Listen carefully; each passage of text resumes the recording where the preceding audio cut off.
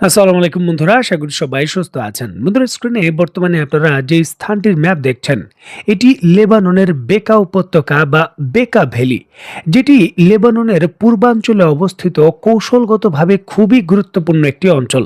এটি লেবাননের যে দুইটি প্রধান পর্বত শ্রেণী রয়েছে, মাউন্ট লেবানন এবং অ্যান্টি লেবানন, তার একেবারে মধ্যমধ্যে অবস্থিত। দেখুন, ইসরায়েলের জন্য এই অঞ্চলটি আতঙ্কের অপর এক নাম, কারণ ভৌগোলিকভাবে এর অবস্থান এই ইসরায়েলের যে রক্ষা কবচ রয়েছে গোলান মালভূমি, তা থেকে মাত্র 50 থেকে 60 কিলোমিটার দূরে। ইসরায়েল এবং যুক্তরাষ্ট্রের ভাষায় এই বেকা ভ্যালি হলো হিজবুল্লাহর জন্মস্থান, যেখানে হিজবুল্লাহ 1980-র দশকে ইসরায়েলের বিরুদ্ধে যুদ্ধ করার জন্য বিভিন্ন প্রশিক্ষণ ক্যাম্প স্থাপন করে ব্যাপক ভিত্তিতে সংগঠন তৈরি করে। আর এর পরবর্তী সময় কিন্তু প্রধান অস্ত্র উৎপাদনের হাব, তাদের কৌশলগত বিভিন্ন ধরনের মিসাইল রাখার জায়গা এবং ইরানের সঙ্গে যে সরাসরি সাপ্লাই চেন রয়েছে, এর সকল কিছুর অন্যতম প্রধান যোগাযোগের ক্ষেত্র হলো এই স্থানটি। এবং এখানেই কিন্তু লেবাননের যে মোট শিয়া সম্প্রদায়ের লোক রয়েছে, তার উল্লেখযোগ্য বসবাস করে। এবং হিজবুল্লাহর যে সামরিক শক্তি রয়েছে, তার প্রধান কেন্দ্রবিন্দু হলো এটি। দেখুন, বেকা উপত্যকা হিজবুল্লাহ এবং ইসরায়েল উভয়ের জন্যই একটি রিজার্ভ বায়ার অফ রেসিস্ট্যান্ট বা প্রতিরোধ ভান্ডার এবং স্ট্র্যাটেজিক থ্রেট বা কৌশলগত হুমকি। ইসরায়েল মনে করে যে যে কোনো মুহূর্তে ইরানের পদাতিক বাহিনী যদি গোলান মালভূমিতে আক্রমণ করে সেটা দখল করে নিতে চায়, তাহলে এই বেকা উপত্যকা থেকেই রিজার্ভ ফোর্স হিসাবে হিজবুল্লাহ সরাসরি ইরানের সঙ্গে যুক্ত হবে। আর এটা কিন্তু ইসরায়েলের যে সামরিক পদাতিক বাহিনীর পরাজয় সেটাও নিশ্চিত করবে। আর এর জন্য ইসরায়েল দীর্ঘদিন ধরে লেবাননে হামলা করে এই বেকা উপত্যকা হিজবুল্লাহকে খালি করার জন্য বাধ্য করার জন্য চেষ্টা করছে। বহুবার বিমান হামলা করেছে, বহুবার তারা ড্রোন হামলা করেছে, বহু চেষ্টা করেছে, জাতিসংঘের অধীনে করেছে, যুক্তরাষ্ট্রের অধীনে করেছে। কোনোভাবেই এই স্থানটি হিজবুল্লাহর প্রভাব বলয় থেকে খালি করতে পারেনি ইসরায়েল। যেহেতু রিসেন্টলি যুক্তরাষ্ট্রের যে ডিপ স্টেট ডিপার্টমেন্ট রয়েছে, তারা লেবাননের সরকারকে 230 মিলিয়ন মার্কিন ডলার দিয়েছে এই হিজবুল্লাহকে নিরস্ত্র করার জন্য, যাতে করে তারা অস্ত্র জমা দেয়। ইস্যুটিকে কেন্দ্র করে প্রচণ্ডভাবে চাপও প্রয়োগ করা হয়েছিল হিজবুল্লাহর উপর। আর ঠিক এমতো অবস্থায় ইসরায়েলের সরকার নিশ্চিত করছে হিজবুল্লাহ অস্ত্র সমর্পণ করবে তো দূরের কথা, এই বেকা ভ্যালিতে তারা আরো শক্তিশালী পজিশনে চলে গেছে।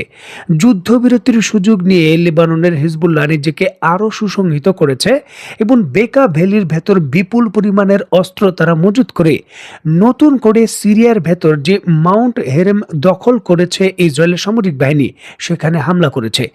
ইসরায়েলও পাল্টা হামলা শুরু করেছে এবং শেষ খবর পাওয়া পর্যন্ত নিশ্চিত হওয়া যাচ্ছে যে ইসরায়েলের হামলায় হিজবুল্লাহর অন্তত 2 জন সদস্য নিহত হয়েছেন।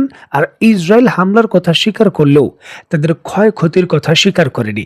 আর এই হামলা পাল্টা হামলার মধ্যেই কিন্তু দীর্ঘদিনের ভেতর ইসরায়েল এবং হিজবুল্লাহর মধ্যে যে যুদ্ধবিরতি চলছে, সেটারও শেষ পর্যায়ে ঘোষণা হচ্ছে।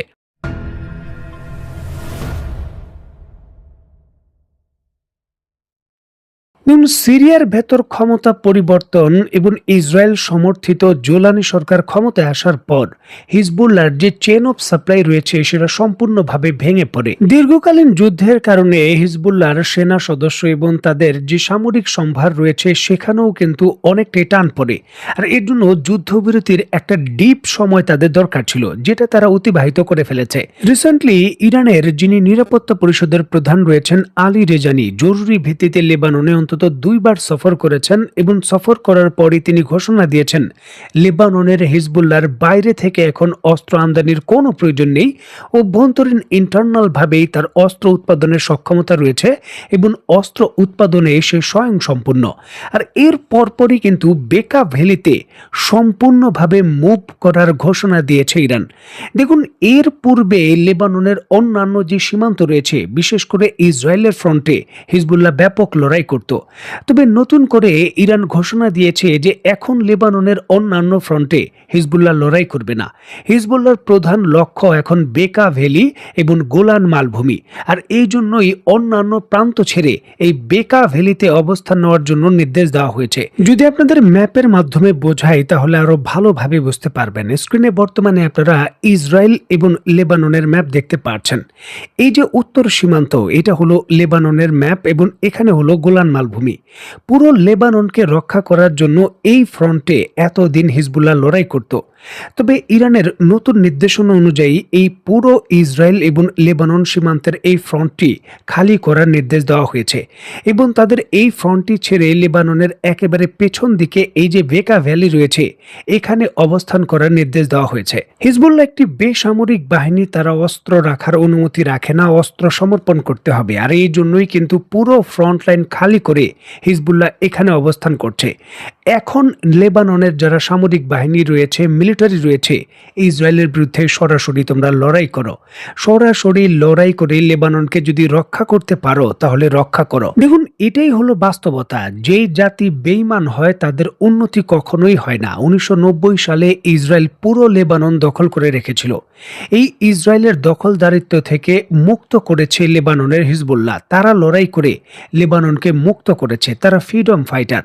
আর আজকে লেবাননের অন্যান্য যারা খ্রিস্টানপন্থী এবং সুন্নিপন্থী, কথিতভাবে সুন্নিপন্থী যারা সৌদি আরব এবং তাদের বলয় রয়েছে, তারা লেবাননের হিজবুল্লাহর অস্ত্র সমর্পণ চায়। তারা চায় হিজবুল্লাহ কোনো অস্ত্র রাখতে পারবে না, লড়াই করতে পারবে না। অথচ অতীতে এই হিজবুল্লাহর কারণেই লেবানন আজকে স্বাধীন। অত্যন্ত দুঃখজনক হলেও সত্য, বাংলাদেশের পরিপ্রেক্ষিতেও কিন্তু এর ব্যতিক্রম কিছু নয়। কারণ আমরাও কিন্তু আমাদের ফ্রিডম ফাইটারদের প্রতি উপযুক্ত সম্মান দিতে পারছি কিনা সেটাও সন্দেহ বা প্রশ্নবিদ্ধ রয়েছে।